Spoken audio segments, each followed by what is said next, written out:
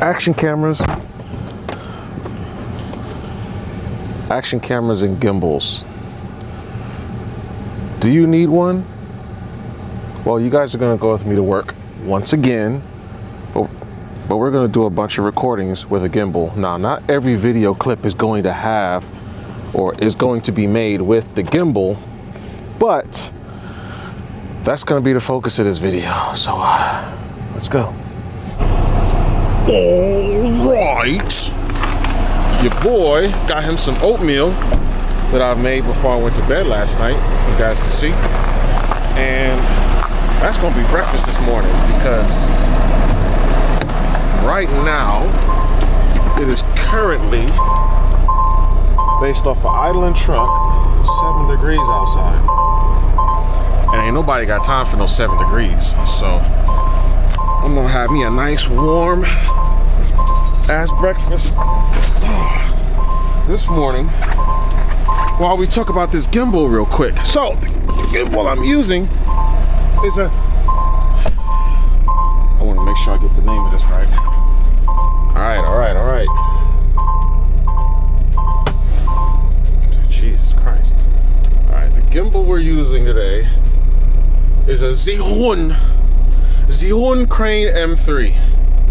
Whoa, bring it back. And see, this is one thing about using gimbals that I don't really like is, well, it's probably because I'm not used to handling a gimbal. Like, I'm just not used to using a gimbal. I'll get me a tripod, put the camera on a tripod, and we're good to go. Why is this looking so fuzzy? Do I look fuzzy to you guys? Look at the lens. You see? It's not moving the way I want it to move. I'm just not used to handling a gimbal. So, gimbals and action cameras. Do you need them? No. Are they somewhat useful? Yes. Why do I say that? Well, gimbals can be useful because when you're using them in low light conditions, and really that's the only time, really. Sometimes when the sun is going down or when the sun is coming up, even on cloudy days, if you guys are recording videos with your action camera on a regular tripod, or you're handhelding it, you're walking, you're riding your Segway. If you guys look at my last video, my last 40-something minute work vlog, which is long as hell, if you watch the whole thing, shout outs to you. Hit the like on this one, because this one will be long too. I'm just gonna try not to, like, I'm just trying to chop it up. Anyways, so I'm going to get on that Segway that's in the back somewhere at some point of this work vlog video. Let me turn the DJI Mic Mini on. What I like about this hoodie is I can actually place it a lot closer to my mouth, and you guys still won't see it. Bam. In this video, we're gonna do gimbal. Now, gimbals can range wide. They have a very wide price range. This one I'm using is a Crane M3. This one was like $300, a little somewhere around $300 when I first bought it. And I bought it originally to use with my Sony ZV-1, thinking I was going to be doing vlogs with it, and that is not the case. Your boy do not be doing regular vlogs, like, you know, have the whole big old camera. I've taken a liking to using action cameras for my vlogs for the simple fact that they're compact, their weather resistance, right? The versatility for my use case. Now, you guys, if you think you're gonna vlog, you may vlog and you're just gonna be outside and you're not worried about weather, like rain and snow and stuff like that. Me, I'm out here in these streets. I'm always worrying about that. I may be using my scooter. I haven't used it in a little bit because, you know, the weather's been coming around and I haven't been taking it to work with me. But when you're recording in so many different environments, for me, my personal opinion, the action camera was the way to go. So that's the way I went. That's pretty much it. So I'm gonna go on ahead and continue setting up this truck, and I'm gonna be back with you, fam. You know, sometimes I think about some things, and what am I talking about? Well, I got to the terminal. Can you guys see me? Yep. Got to the terminal. It was supposed to be a simple get some def real quick for the fuel system or for the exhaust system, drop some paperwork off, maybe wash a truck, send me on my way. Yeah, it didn't go as planned, my guys. Didn't go as planned. So upon inspection, the mechanic says, well, we're glad you actually came into the terminal because you'd about lost a tire. I said, what are we talking about? He's like, well, and he proceeded to show me. Now I didn't show you guys because I didn't want to put that kind of energy into the terminal, but it looked like somebody took a machete, right? Imagine having like even a samurai sword or some sort of a sword, right? And you slash out of one of your tires and rip a nice big chunk off because it's that sharp. We about to get inside. We're at the dealership right now for the APU system for this truck. So let's get this worked on.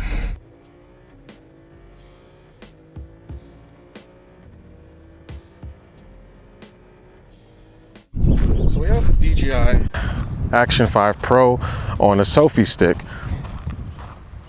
The gimbal, the stabilization is off right now.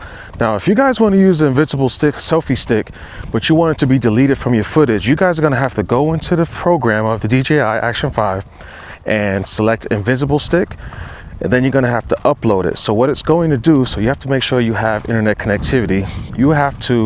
It is going to pull the video directly from the camera, put it to their online service, DJI's online service, and then process the video and then spit the video back out from their servers to the device that you were doing this on. How you doing? Dog scared the crap out of me. So that's what you guys are gonna have to do if you guys want to use the invisible sticks feature in the camera.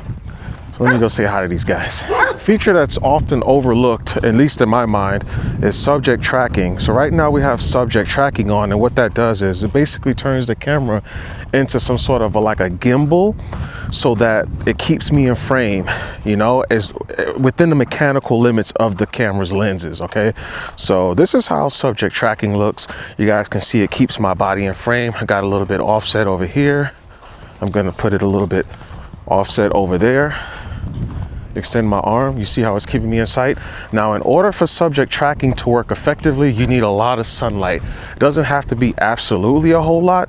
It does work in low light settings, but just a tip, if you're gonna work it in low light settings, try to make sure that the light source is kind of facing you so the camera can see you a little good. You can do this in like a dark room or something like that with the light on. As long as the light can shine and somewhat show your face, and you'll see it on the actual screen. You'll see it tracking and see if it'll actually track you or not. So subject tracking is really good to use. Like I said, if you're doing solo recording, you can set the camera down somewhere. For example, go on ahead and do a video like this where it'll turn around and find you and then kind of zoom in and keep you in frame like it's doing to me right now. So subject tracking, guys, very underrated.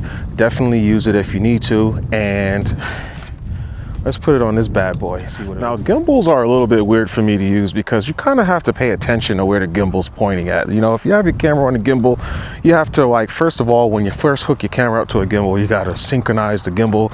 You got to balance your equipment on the gimbal. So if you decide, hey, you know what, I want to put a microphone on a camera, I want to add a light source to the camera, which with this specific gimbal, you don't need to add any lights because it has its own built-in LED light, which is actually really, really bright. It's a very good light. So, you know, the ultimate vlogging setup right now is going to be subject tracking using a gimbal. Let's try that. So subject tracking using a gimbal is basically going to allow the camera's going to do its own little thing, moving the lens around and make sure it keeps me in frame once it sees me, which it does because I have the sunlight shining on me and there's enough ample light. And then all I got to do is just hold the gimbal up. But then what you're doing is, I could do this with a selfie stick. I don't need to have the gimbal to do this. See, that's the thing. But I'm using it right now because I'm like, well, screw it, why not, right? It kind of widens up the video. You guys can see I have a school behind me in the background. We got the Logan County recycling joint. So gimbals, okay? Why do you use gimbals? Gimbals are good for low light footage with action cameras. Action cameras they're good in low light, but they could be better. I just happen to have a gimbal. Me personally, if I never had a gimbal, I wouldn't buy a gimbal just to use with an action camera. It doesn't make sense. Action cameras, low light image stabilization is really good. And the jittery stuff is not really bad, because unless you're making videos for just super high quality content, like visual wise, I don't think it matters, guys. If you're making a vlog, if you're vlogging and you're vlogging with this at night and people are watching you, I don't think people are watching your vlogs because they care about the super high quality. I think if your content is interesting and your audio isn't horrible, you're gonna be just fine. You can get millions of views on a video with just having a camera like this on a tripod, even using your cell phone. But these do a little bit better than cell phones. They just have a little bit better everything going on with them. The gimbal gets heavy after a while. I'm just saying, unless you're used to holding gimbals or just carrying around heavy things, women carrying babies, shout outs to y'all. Unless you're used to carrying heavy stuff for long periods of time, the gimbal will start getting a little heavy on you after a while. You know what I mean? So yeah, so without further ado, guys, let's go into the night mode. Boy, how you doing? How are you? How are you?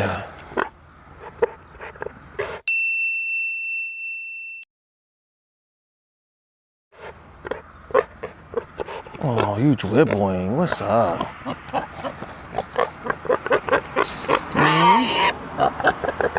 Hi.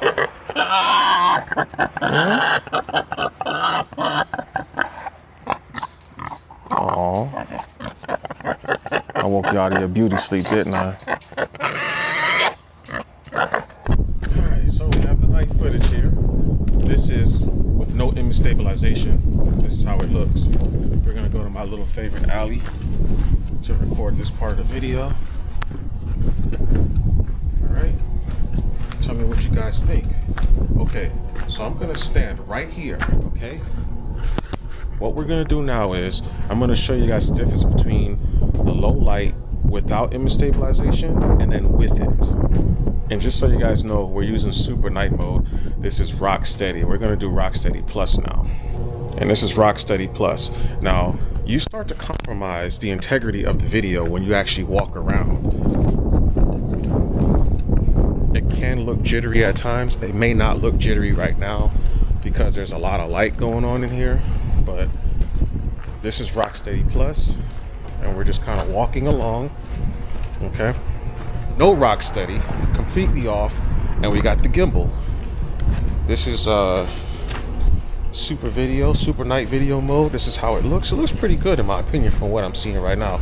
See, the only thing is with the gimbal, guys, if you guys aren't used to holding gimbals, they start getting heavy after a while. Gimbals are pretty light. Like this one I have is like 795 grams.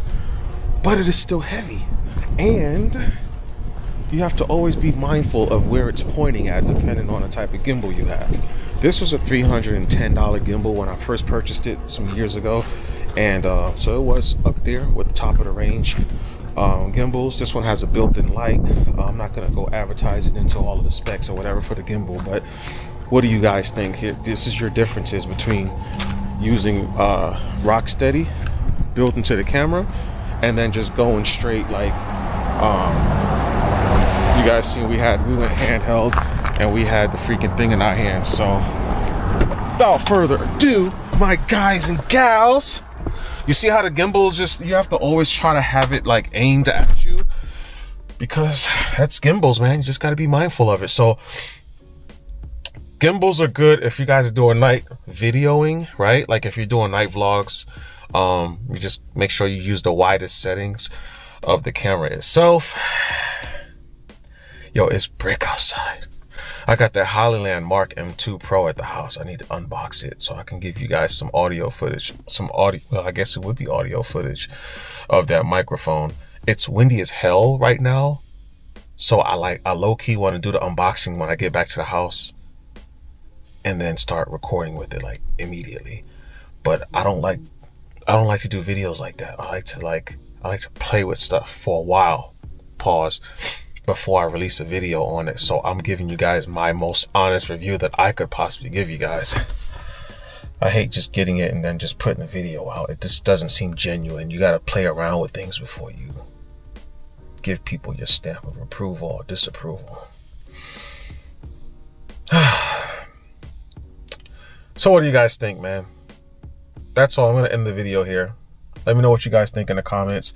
Like I said, you guys don't really need to use a gimbal, like just in general. The only people that's going to use a gimbal are like the freaks, the people who are hardcore, perfect everything. They want to get the best of everything. And again, these cameras do so well with image stabilization, with their built-in image stabilization. If your video is fun or interesting, having a gimbal is not going to matter. Jay on the Segue, guys. Thanks for watching. See you in the next video. And get in those comments, guys. Appreciate you. Peace.